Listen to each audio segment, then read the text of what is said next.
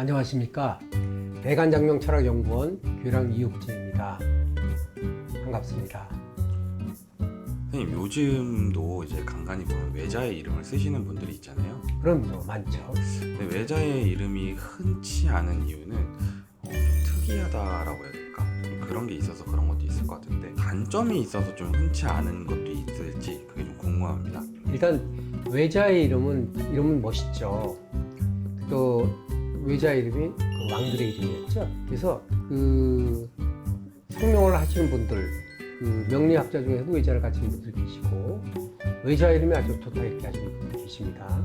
그래서 외자 이름은 좋다 나쁘다 이렇게 판단할 수 있는 것이 아니고 본인의 호불호거든요. 호불호. 내가 좋아하면 외자 이름을 써서 가는 것이고 내가 아닌 것 같다 하면 안 쓰는 거거든요. 우리가 성공한 사람 예를 들어본다 하면 우리가 국회의원이라든지 혹은 유명하신 방송에 나오는 유명하신 분이라든지 이렇게 보면 외자 이름이 거의 많지 않습니다.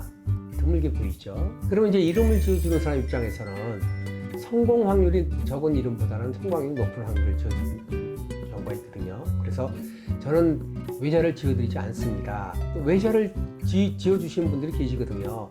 그렇게 해서 이제 받으시면 되는 건데 아까 말씀드린 대로 좋다 나쁘다 그건 외자는 나쁜 이유가 이것 이전에 아까 말씀 성공에 대한 확률이고 성명학적으로 볼 때 외자가 사주를 잡아주는 힘하고 두 글자 성하고 성의 한 글자 이름 두 글자가 사주를 잡아주는 힘하고 힘이 외자보다는 힘이 배가 됩니다. 2배거든요. 보통 그 외자 선택은 자녀가 선택을 하는 거 아니거든요. 부모님의 선택이거든요. 부모님의 그 기분을 맞춰드리기 위해서 제가 외자를 지어드리는 건 아니고 확률이 낮기 때문에 외자를 안 지어드리고 그러면 왜 성공하는 사람이 많지 않을까요? 할 때 그 중간에 가다 보면 이제 많은 평들을 듣게 됩니다. 그 심하면 나쁜 말을 하는 사람도 있어요. 단명한다든지 불구가 된다든지 뭐 사고가 된다든지 그 생별을 한다든지 사별한다든지 이렇게 그 말을 아주 기분 나쁘게 하는 사람들이 있어요. 같은 말을 하더라도 그럼 이제 상처가 되거든요. 그래서 이제 중간에 바꾸는 경우 많고 외자를 가진 사람이 성공하지 않은 사람이 없다는 게 아닙니다. 뭐 유명한 분 있지 않습니까? 김구 선생님이라든지 우리가 서울시장 하시는 고건 시장님이시라든지 또 국제은행 총재 하셨던 김용이라든지 그런 식으로 성공하는 사람들이 있지만 그게 정말 두자 이름처럼 막 아주 많지 않아서 그래서 이제 외자를 많이 드린 건데 또 이런 특성이 있습니다.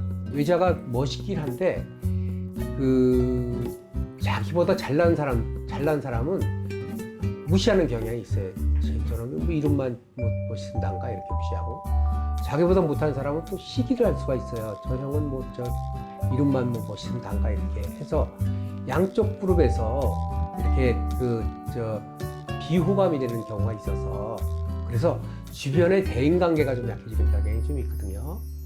그래서 이제 그런 부분이 있으니까 외자 이름은 나쁜 것이요, 두자 이름은 좋은 것이요 이런 개념이 아니고 그냥 성공 확률이 낮기 때문에 그거는 다시 한번 좀 생각을 해보십시오. 그래서 부모님이 만약에 고집을 꼭 잡고 나는 외자를 원합니다. 그러면 저는 해당이 안 돼서 그러면 외자를 짓는 분께 이름을 받으십시오. 저는 그렇게 하는 편입니다.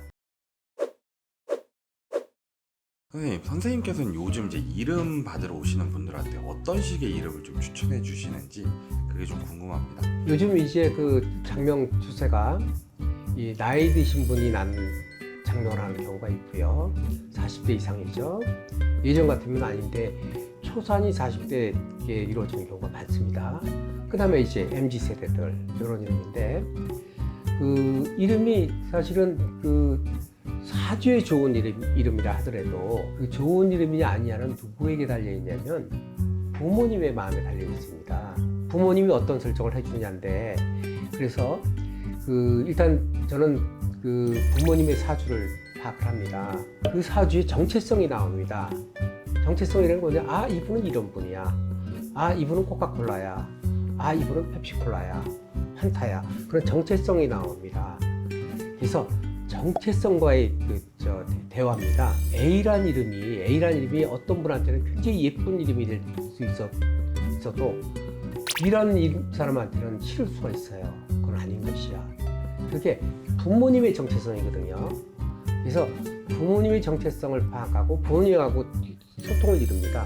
MZ세대의 부모님들 혹은 40대 초반의 초사님 분들하고의 대화를 나눕니다.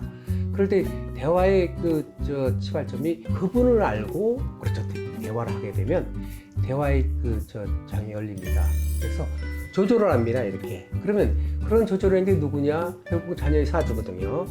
자녀의 사주를 풀어서 같이 이제 토론을 합니다. A가 이렇고 B가 이렇고 C가 이렇고 토론하다 보면 이런 경우는 직업군이 이렇고 쭉 하다 보면 부모님하고 대화를 하다 보면 교감이 이루어지거든요. 그러면서 이제 이름을 추천해 드립니다.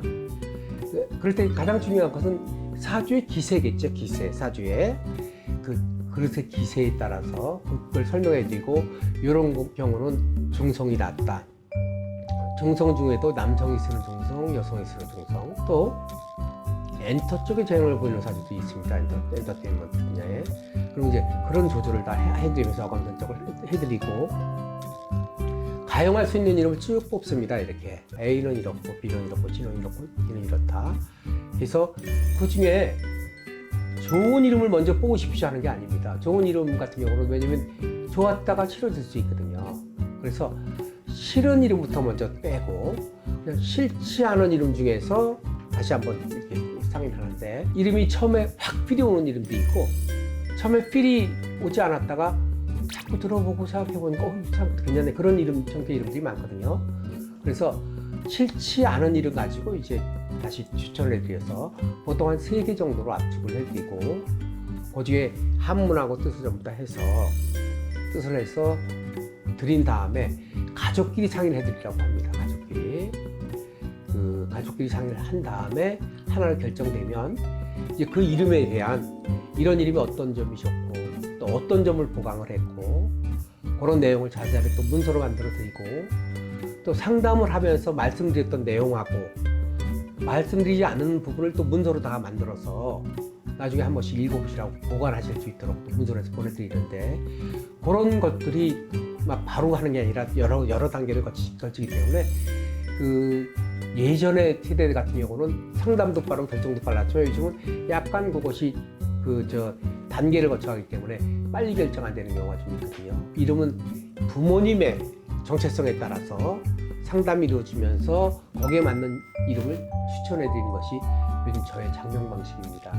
이제 선생님께서 이제 요즘 장명 방식을 얘기해 주셨는데 영업 기밀이 또 노출된 게 아닐까 이런 생각이 들었습니다. 영업 비밀 같은 경우는 이제 지금 말씀 안 드린 부분에 좀 들어있는데 일단은 예전과 달리 요즘 시대가 바뀌면서 장명하는 그 방식이 굉장히 디테일하다.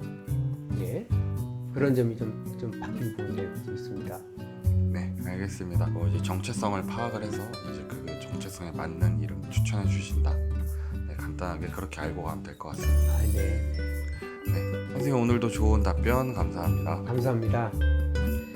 저희 대성TV를 구독해 주시고 시청해 주시는 많은 분들께 또 좋아요를 눌러주시고 댓글을 달아주는 모든 분들께 이 자리를 빌어서 감사의 말씀 드리고요. 구독, 좋아요는 영상 제작에 큰 힘이 됩니다. 감사합니다.